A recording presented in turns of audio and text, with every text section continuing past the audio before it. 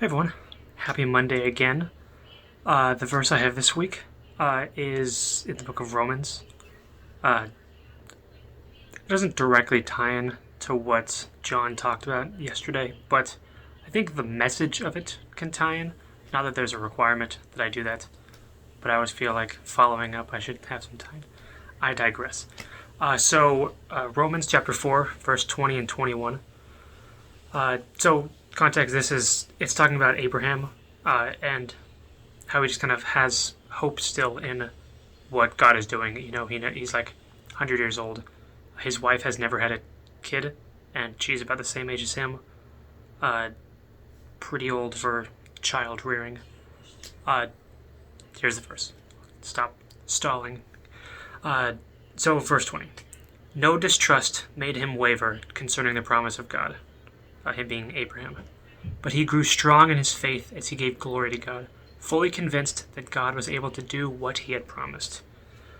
The promise of giving him a child. So, I think like the message of this. I mean, obviously this is specifically about Abraham, but the picture that we get of his faith and his relationship with God, in that, as far as like the world will tell you, like, if you're that old, I'm sure there's some scale now, but it's probably like if you're like 60 or 70 and someone tells you to have a kid, it's unlikely at that point.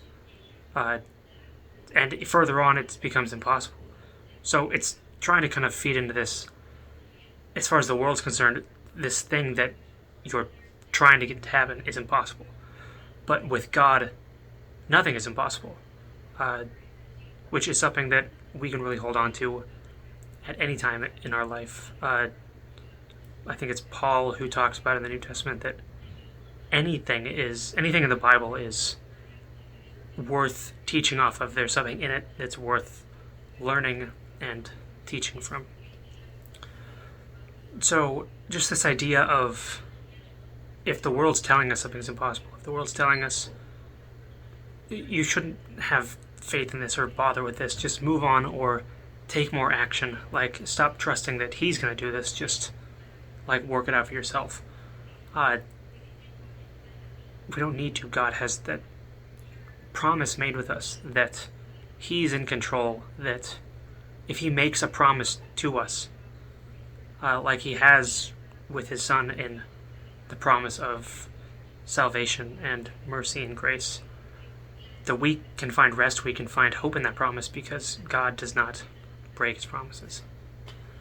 It's kind of how I was like thinking I tie this into what John was talking about, is the idea of, so how John kind of talked about like the focus of being on the beginnings instead of how we want to be kind of like end or result oriented, like the fruit. We want to see the fruit. We want to see the fruits of our labor and everything, but we can't always just see that.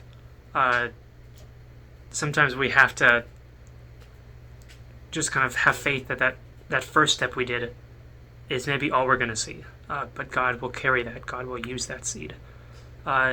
You see in the New Testament, specifically in the Gospels, when Jesus is having his parables, when we are spreading the word, when we are evangelizing, we're sowing seeds, we're doing all these different things as these initial labors. But it's God that does the reaping. It's God that deals with really kind of what that fruit is. So we almost shouldn't worry about the fruit at all. We should just worry about doing that first step that God has us do, and know and trust that God will carry that. Just like with Abraham, when God promised him a son and the entire line that would come from him, he didn't waver in that thought. He just knew God said he's going to do this, and he did it.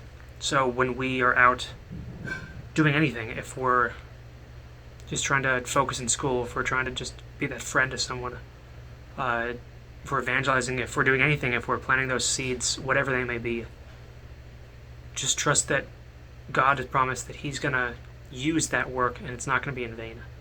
And anything you do for God, will not be in vain.